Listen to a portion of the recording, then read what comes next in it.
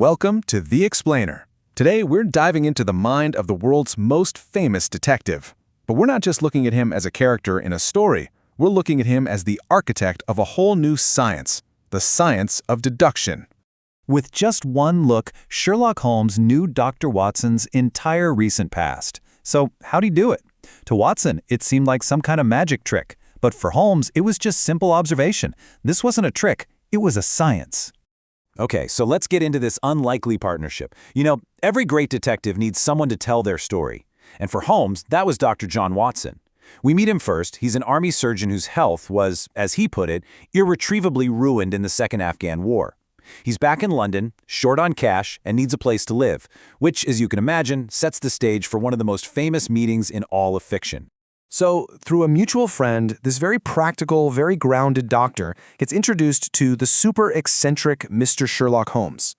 Turns out Holmes is also looking for a flatmate, but he kind of comes with a warning. He's described as, well, a little odd. He's an enthusiast in some sciences, sure, but what he's actually doing? Nobody has a clue. Right away, Watson is completely stumped by his new roommate. Holmes has this unbelievably deep knowledge in some areas, but then, in others, he's just shockingly ignorant. And Holmes explains this with this really unique philosophy he's come up with. This is Holmes' whole philosophy right here. He says the mind is like a little empty attic, and you have to choose what you put into it. A fool will just cram it with any junk he finds, so he can never find the useful stuff. But a smart person is super careful about what they let in, stocking it only with the tools they absolutely need for their job. And he is not kidding. Watson is absolutely floored when he finds out Holmes has no idea that the Earth revolves around the sun. To Holmes, a fact like that is just useless clutter.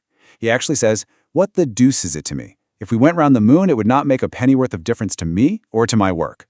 Incredible, right?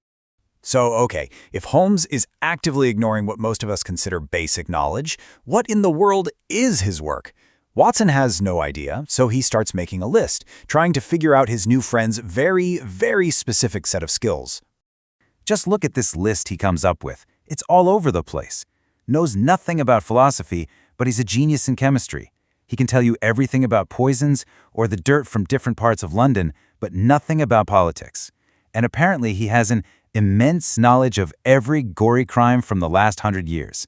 This bizarre resume just makes him even more of a mystery. And then Holmes finally explains what he does. He's the world's first and only consulting detective. It's a job he literally invented. When the official police, Scotland Yard, hit a wall on a case, they come to him. He looks at the evidence they've got and points them in the right direction. Now, earlier Watson had read this article about the science of deduction and just dismissed it as total nonsense. Well, Holmes drops a bomb. He's the one who wrote it. He explains that all those theories that seem so out there to Watson are actually the very practical foundation of how he makes a living. It's literally how he pays the rent.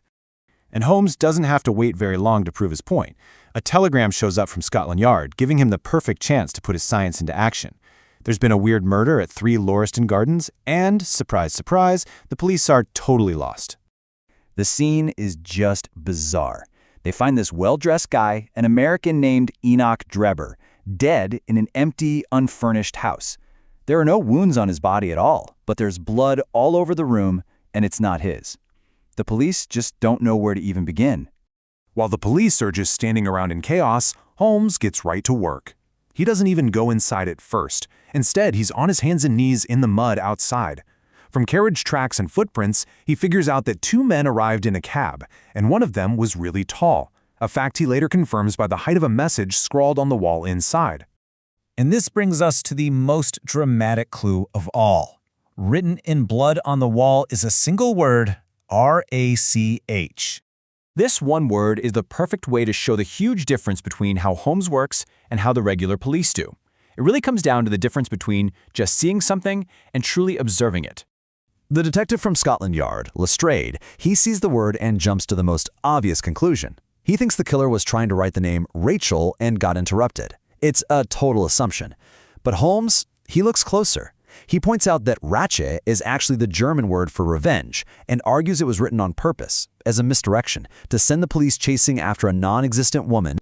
And just like that, within minutes of showing up, Holmes has this incredibly detailed profile of the suspect. He knows the guy's height, his shoes, the cigar he smokes, all from these tiny little details the police either missed completely or didn't understand.